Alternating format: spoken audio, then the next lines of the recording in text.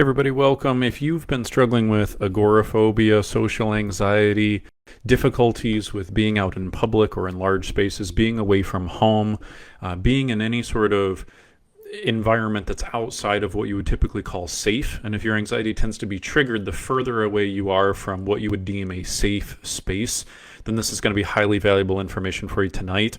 The reason is that over the past 7 years, I've been coaching people with anxiety who have not done well with traditional therapy, medication, or coping mechanisms, and helping them find a real lasting recovery where they're not just managing the anxiety, but they're actually overcoming it, or at least substantially reducing it by at least like 75%.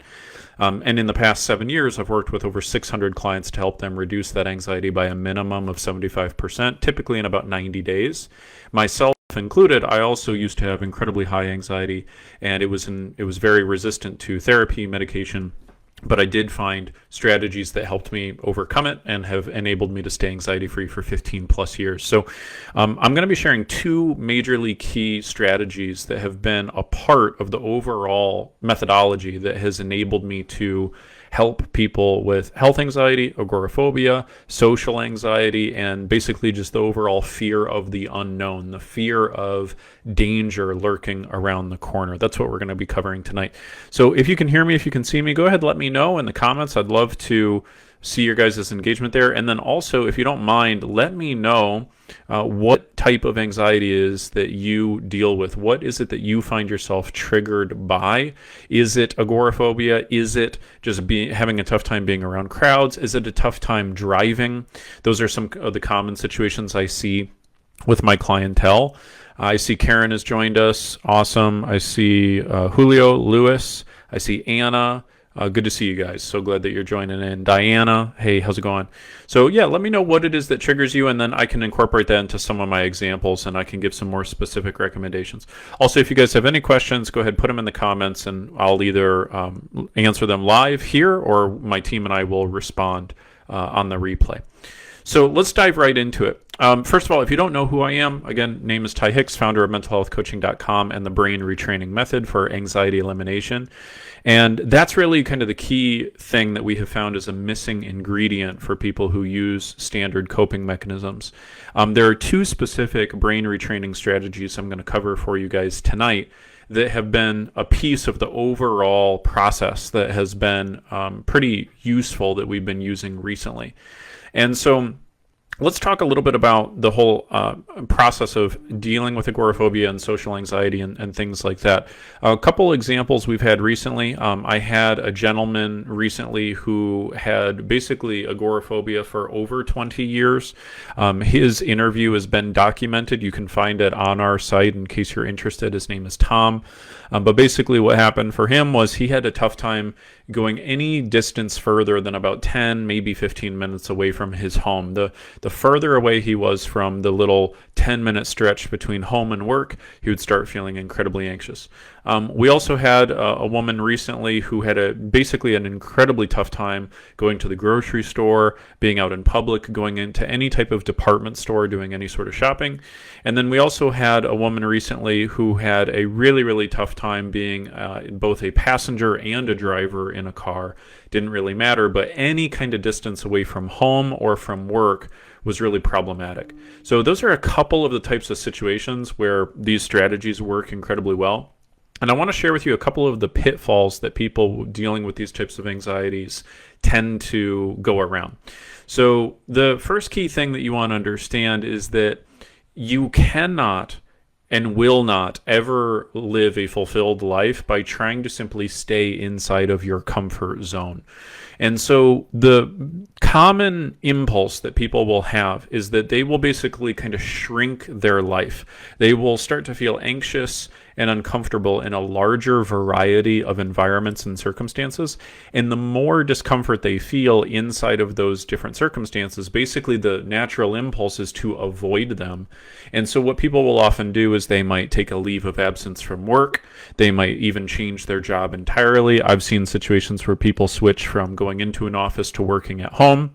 I've seen examples where even like physical illnesses and symptoms can manifest as a way for the subconscious to excuse no longer engaging in life the way that we used to.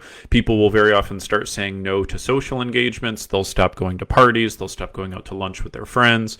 They'll, leave whatever social clubs they're a part of.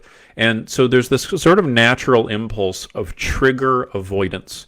And what I want you to understand is that the trigger is not the source of the problem. That's the first key thing that you want to really understand.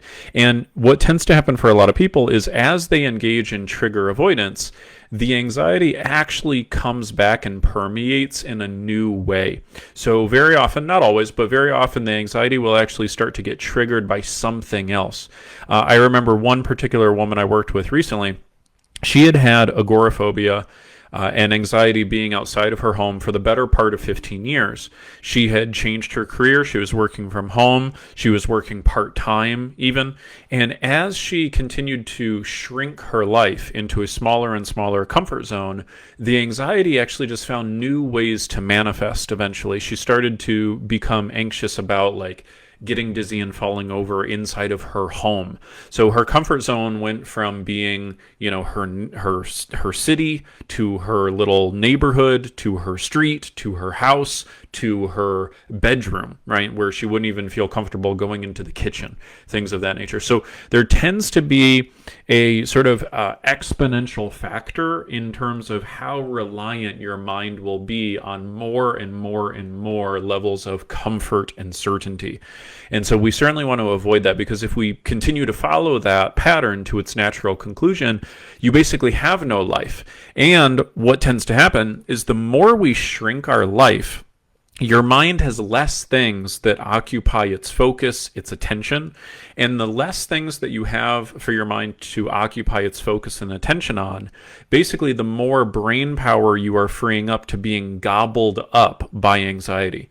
For lack of a better metaphor, you could kind of think of anxiety almost like a cancer, in the sense that it multiplies and multiplies and takes up space unless, that space is taken up by something else.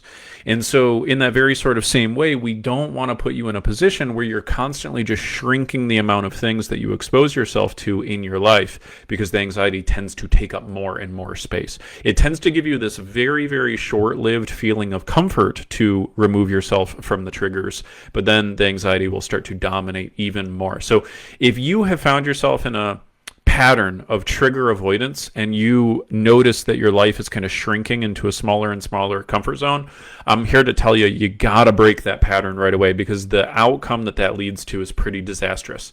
And there are simpler, better, way more effective ways to deal with the issue. So if the trigger is not the source of the problem, what is the real source of the problem?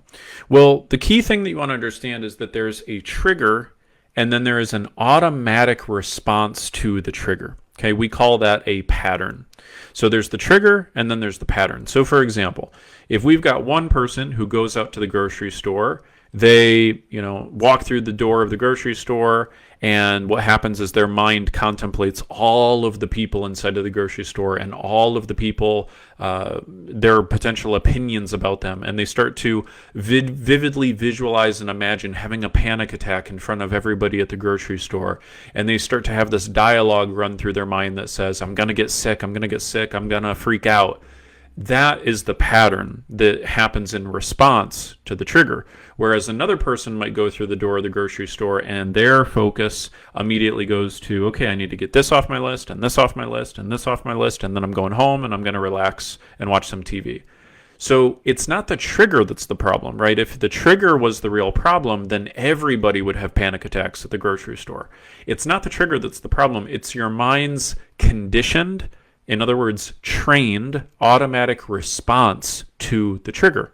So we have to retrain that automatic response to the trigger. Once we do that, the anxiety is going to melt right off your shoulders. You're not going to have anxiety anymore. That's what makes it really cool. If you can properly identify what that pattern is, if you can properly break the nervous system's habit of engaging in that pattern, and if you can properly replace it with something else, then the anxiety goes away, right? The anxiety is the pattern. The anxiety is the automatic response. It's not the trigger. So you can't run from triggers. You have to train yourself to respond to the triggers differently. That's the name of the game, okay? At least that's the thing that I've found works every single time. And so when we talk about the automatic pattern, the automatic response, what is that automatic response? Well, there's really two key components that are going to categorize that automatic response. You're going to have some type of an automatic response in terms of what your mind focuses on, and you're going to have some type of automatic response in terms of what you make that moment mean. Okay, so let me give an example. I'll stick with this grocery store example. Somebody who does not feel anxious at the grocery store, they get to the grocery store, and what their mind focuses on is the things on their list and getting the job done and going home, typically. Okay, they might also just probably focus like one item at a time, usually is what they're going to focus on. They're not going to be overly focused on the other people at the grocery store. They're certainly not going to be focused on what other people's opinions of them might be. They're certainly not going to be imagining some bad situation occurring. They're basically going to be imagining the situation going well and getting to the end outcome. In other words, their mind, and this is the key part, listen here, their mind automatically imagines a future that they desire. As in, their mind defaults to imagining the future going well. Okay, now somebody who feels anxious as soon as they're about to go into a grocery store, their mind is automatically going to focus on a vision of the future going badly. Okay, that's one of the key characteristics. So it's that automatic, immediate way of responding to the trigger. So if we get your brain to immediately and automatically focus on the future going how you want it to go, then all of a sudden we've taken the anxiety level down hugely, immensely. Okay, so one of the key things I'll always do with my clients is I'll ask them, whenever you're feeling anxious, as you're leaving the house or getting in the car or going to the grocery, first of all, does your mind make a movie? Does it kind of create a picture or a series of pictures in your mind, or a movie? And about 60% of them will say yes. For many of you, what's happening, and you may not even be aware of it, is your mind has this habitual movie that it plays of something in particular going badly. For many of you, it might be you having an anxiety attack at the grocery store. And as you start to visualize it, your mind feels that it is true. It's almost like having a dream. Okay? So one of the things that we'll do is we'll have our clients purposefully train themselves to visualize that experience going how they want it to go. Now, for the people who don't visualize, I know a portion of you do not have a sort of visualization component to it. That's where the second component comes in. The second component that you can do is changing the language that you use automatically in response to your trigger. Okay, so for example, somebody who feels anxious when they are leaving their home, okay, what they will usually use is they'll use certain words that trigger them to feel anxious. Some of the most common ones are what if? What if I have a panic attack at the grocery store? What if I get in a car accident? What if something happens? Okay, that particular phrase is incredibly common for people with agoraphobia. What if something happens? Okay, that's a really, really common one. Another very common language pattern is XYZ is going to happen. So I'm going to have a panic attack, or I'm going to freak out, or I'm not going to be able to handle it. Okay, basically making some kind of statement that says this is how it's going to go. It's going to go badly. It's going to go negatively. Those two are two of the most common. There's usually about 5 or 6, but those are some of the most common automatic internal dialogue patterns that will happen in response to one of those triggers. So very often we can start to knock the anxiety down quite a bit simply by training the brain to focus on an outcome that it wants, not an outcome that it fears. And number 2, changing the language, getting rid of the what if statements and getting rid of the negative going to statements. Okay, those are a couple key tips that will help you out immensely. Now, the final one that I'm going to recommend in terms of language is the word safe. Okay, so I'm going to switch gears just slightly.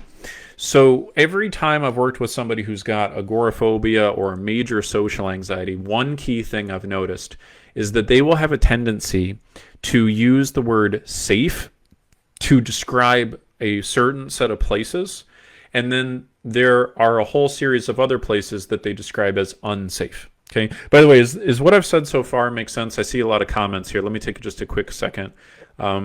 Phyllis says walking and driving, legs shaking, going to any stores. Diana says sudden panic attacks out of nowhere. My pulse gets high and shortness of breath. It's horrible. Jacqueline says she can relate to Diana. Charlene says I have lots of moments lately, especially with how I feel about work right now. At the moment, I can't really see the future.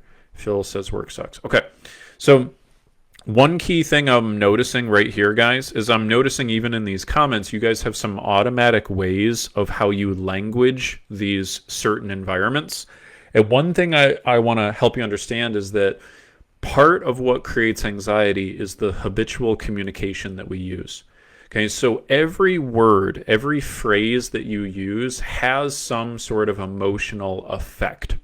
And so if you start to change your language, you will start to change how you feel immensely. The other cool thing about working with changing your communication in your language is you can immediately see the effects of it. You can test it, you can experiment with it, and then you can apply what you learn. So here's one thing I will commonly do with a client, and this is something that you guys can do too. I will have them pick an environment where they do not feel anxious, and I will have them pick an environment where they do feel anxious. And what I will ask them is I'll say, okay, let's take a look at this environment where you do not feel anxious. And for those of you listening, kind of do this exercise with me. And you can insert your answers in the comments too. So number one, what is an environment that you do not feel anxious in? Okay, and then number two, where is an environment where you do feel anxious? Okay, and we want to take a look at something. For the environment that you do not feel anxious in, how would you describe it? Okay, give me, like, write in the comments, if you don't mind, like, what would be two or three words to describe that place that you do not feel anxious? Just 2 or 3 adjectives to describe it. Now, for most of the clients, when I ask them this question, they'll say things like safe, home, protected, calm, peaceful. Okay, they'll use words kind of that category. And then what you want to ask yourself are, what are the common words that you use to describe that other environment? Okay, and so some of the other common words that people use for the environment where they feel anxious are unsafe, overstimulating, overwhelming, unpredictable, uncontrollable, loud, okay, things of that nature. And so one key thing I want you to understand is that the way the human brain works is it works through a process we call categorization. So one of the things that tends to create a lot of anxiety in the agoraphobia process, I see Marcia adds in my cozy room. Right, exactly. So here's the thing that happens, right? If we call one room safe, or we call it cozy in Marcia's example here, the problem with that is your brain basically says, okay, this room is safe. This room is cozy. This room is comfortable and peaceful and normal. And what your brain therefore does is it then automatically, by default, categorizes every other place as not being that thing. Okay, I want you to get this. So the most common example I hear from people is they'll say, my safe space. How many of you guys have ever used this phrase, my space, safe space? Right? If you use this phraseology, my safe space, I can guarantee you that particular terminology is a big part of why you are feeling anxious. Because think about what that means.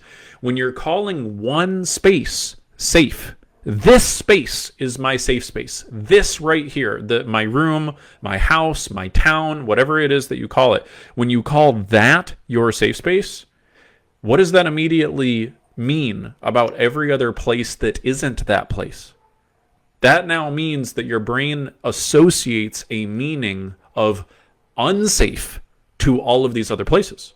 If we're only applying the label of safe to a small limited set of environments, that means your brain now subconsciously believes all of these other environments are unsafe. And so what that means is you're going to immediately and automatically start feeling anxious as soon as you even think about leaving your, quote, safe space. Okay? So here's one tactic I used with a woman recently, and it helped her hugely. What we did is I said, okay, how would you, I noticed she used that phrasing, your safe space. I said, what would you currently define as your safe space? And she said, my bedroom, you know. In fact, no, she said my bed, not just my bedroom, my bed. I said, okay, interesting. And she had told me that her agoraphobia had ratcheted up over the course of about a year. So I said, okay, about 2 months ago, was your bed your only safe space? Or did you call something else your safe space? And she said, no, you know, probably about a month ago, I would call my bedroom my safe space. I said, okay, what was it maybe 2, 3 months ago? She's like, my house. I said, huh, what was it 6 months ago? She said, like my city. And so you kind of see where I'm going with this, right? The mind will have a tendency to apply the label of safe to a smaller and smaller and smaller set of environments. And what that ends up doing is it then convinces the brain everywhere else is unsafe. Let me show you another example of how this categorization thing works really well. Sometimes I'll have clients who come to me and they want help with changing habits. Okay, and so one of the things that I'll always do is I'll say, okay, give me the word or the label that you give to the thing that you don't do currently, but you do want to do, and then the thing that you are doing that you want to stop doing. Okay, so let's use the example of like exercise versus like overeating.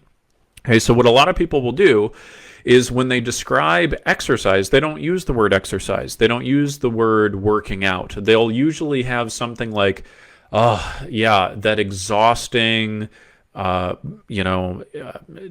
challenging, it makes my body hurt. I'll be so sweaty, right? They'll use like language that's incredibly negative, and they'll put all of those stacking labels on the activity of exercise.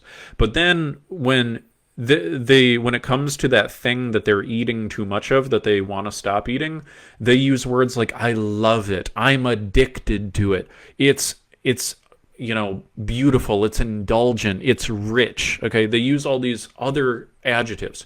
So what I'll always do with people is I'll say, okay, let's start changing the labels. Let's start changing the categories. Because if your brain is putting physical exercise in this bucket of hard, difficult, strenuous things, and it's putting, cheesecake in this bucket of things you love, it's not really hard to figure out why you're avoiding one thing and going towards another thing. So one of the things that we'll do is we'll relabel it. So when it comes to like food, one habit that we can do is we can put 3 different buckets on things. We can call things nutrition, entertainment, and then addiction. So for example, nutrition would be like eating a salad, protein, fruits, right? Vegetables, like clean foods. Entertainment would be having a little bit of a sweet or having like a little bit of popcorn at the movie or something like that. Addiction would be, raiding the pantry, eating a ton of sweets, right? Like overly indulging. So what I'll have my clients do is I'll say, going forward, I want you to make sure before you eat your food, label the food out loud. Label it in your mind. Is it nutrition? Is it entertainment? Is it addiction? And it's amazing, as soon as people start putting those new words on things, their behavior changes pretty automatically. What we also do is, instead of using the word exercise or, sweating my ass off or whatever they want to call it, we'll start putting a different label on it, like training, strengthening, adding life to your years, adding years to your life. Okay, sculpting your body, okay, something like that. Some sort of label around the activity that gets your brain to go, oh yeah, I really like that thing. So what I'm just trying to help you understand is you got to be careful with the labels that you put on things, because the label that you give to something, it causes your brain to put it in a bucket. When we call exercise hard, that causes your brain to put the activity of exercise in a bucket with all sorts of things that are really, really difficult, like calculus, climbing a mountain, learning how to do like a backflip, right? Those types of things are also deemed hard in your brain. And so your brain will then take something that's really not that difficult, but now all of a sudden it associates a lot of difficulty and a lot of resistance to it. Just in the same way, if you call one space in your home safe, Now what's happening is your brain is now associating like just the main road outside of your house as being unsafe. And so it's taking that main road outside of your house or your local grocery store, and your brain is now putting that in the same bucket as like, you know, the worst neighborhoods in downtown Chicago, or being out at a firing range or something like that, right? Your brain is now taking things that are totally and completely safe, but it's now putting those things in a bucket that calls them unsafe. So I hope that makes a lot of sense to you guys. So one of the key things that I do with clients all the time is I'll have them just change their language. So the title of this training was the Mobile Comfort Zone Technique. So here's 2 final little tips here for you to help you start to take your comfort zone with you wherever you go. The first one is start to apply the language of safety wherever you go. So what you can simply say, no matter what room you are in, whether you're at a grocery store, you're out in public, you're at a movie theater, whatever, just simply use this sentence. This is my safe space. This is my safe space right here, wherever it is that you go. And when you move from place to place to place, start applying that label to it. This is my safe space also. This is my safe space also. And you can even start to do this preemptively before you expose yourself to that environment. It will change how your brain feels about it before you immerse yourself there. That would be tip number 1. Tip number 2, this is especially for you guys who are very visual. I'll walk you through a short little exercise, and I just recommend you go full out with this. Like, be open-minded, be receptive. Just try this out. For about 2/3 of you, you guys are going to get something really, really valuable out of this. And about 1/3 of you, it may not totally impact you in a huge way, but it will at least be interesting to you. Okay, but you're not going to get anything out of it if you're not open-minded. So do I have your permission to walk you through a little exercise here real quick that has the potential to really help your mental health a lot? Okay, are you open to that? Cool. So go ahead, and this will not work if you're driving, okay? But just stop, pause, close your eyes for a second, okay? And presumably you're watching this or listening to this in an environment where you already feel safe. And what I want you to do is just close your eyes and think about the room that you're in right now. And I want you to think about how safe you are in that room. Okay, just think the thoughts of I am safe. I am safe in this room. And as you think the thought of I am safe, what I want you to imagine is that the entire room is filled with a certain energy, kind of like a little aura, if you will. And what would be the color of that energy? What would be the color that you associate to total and complete safety? Just go ahead and say it out loud, whatever it is for you. What is that color that you associate to total safety? Don't worry about trying to get the right answer. Just go with the first answer that comes to you. What's that color for safety? Okay, got it? Cool. And if you still haven't come up with one, just pick a color that you like. Okay, it doesn't matter. All right. Now what I want you to do is I want you to imagine that room is completely and totally filled with that protective energy, that protective barrier of that color of safety. It's filled from wall to wall. That entire room is completely filled with this protective energy, this sort of barrier of safety. Okay. Now what I want you to do is I want you to notice and feel that the energy, the aura is expanding now. It's not just expanding from inside of your room. It's now expanding to fill the entire building that you're in right now. So now not only is the room completely, totally safe, but every single room in the building that you're in is completely, totally safe and filled with this protective, safe energy. Okay, now what I want you to do is you're going to now feel that protective energy, that color, whatever that color is for you, and now you feel it expanding. It's expanding to the entire block, the entire city block that you are in. So the entire block is now completely coated and filled with this protective, safe energy. But now you feel it expanding even more. Now it's expanding to the entire city that you live in, like a square 30-mile, 30-minute radius. The entire city, every single room, every single building, every single street, every single corner, every single car is blanketed with total safe energy of the same color. Now, I want you to feel that same protective energy now expanding to the entire state that you live in. The entire complete state that you live in is completely safe to you. And now you feel it expanding even farther to the entire borders of your country. Your complete total country is protected in this aura of protective energy. It's completely safe to you. That entire country is your safe space. And now finally, you feel that aura emanate and expand across the entire world. You can feel it enveloping and encompassing every single space you might ever want to go to or travel to. The entire globe world is surrounded. And surrounding you, no matter where you go, every single place that you go is the same color energy, the same safe, protective energy. Okay. Now finally, I want you to imagine your life unfolding. Imagine your life unfolding where you go wherever you want to go. Imagine yourself going freely to all of the places that you've been avoiding. But imagine as you go there, this protective energy, you're just swimming in it. It's all around you. There's safety everywhere you go, no matter where you go, and you carry it with you. It never leaves you. Imagine yourself going out in public, going to concerts, going to the grocery store, going and driving long distances, going and staying at hotels far away from home, going on trips, traveling to other countries. All the while, that protective, safe energy is with you every single step of the way. Okay, and then slowly open your eyes.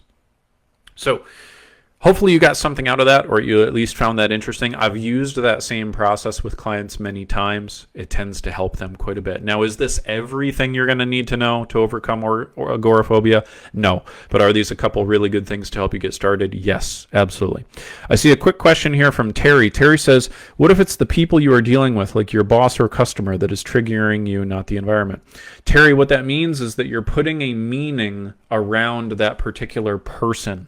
So that would mean that like one person you might define as safe, protective, supportive, something like that. And then another person you define as mean, narcissistic, abusive, okay, something of that nature. So you'd want to take stock of the meaning that you're applying to the people's actions, and especially the meanings that you're giving to their entire identity, because those will be very, very powerful. So hopefully you guys got some value out of this. If you would like a completely free anxiety elimination coaching session and you've not taken me up on that before, go ahead and put the word session below in the comments, and we'll be happy to make sure that we get that scheduled for you. I do have a couple openings left for this upcoming week. And if we don't see you then, I will see you guys on our next appointment next Thursday, 6 p.m. Eastern Time. Thanks for tuning in, guys. See you, Diana. See you, Marcia. See you, Terry. See you, Karen. See you, Charlene. See you, Jacqueline. See you, Phyllis. Glad to see you guys here. See you, Phil. See you guys next week. Take care. Bye.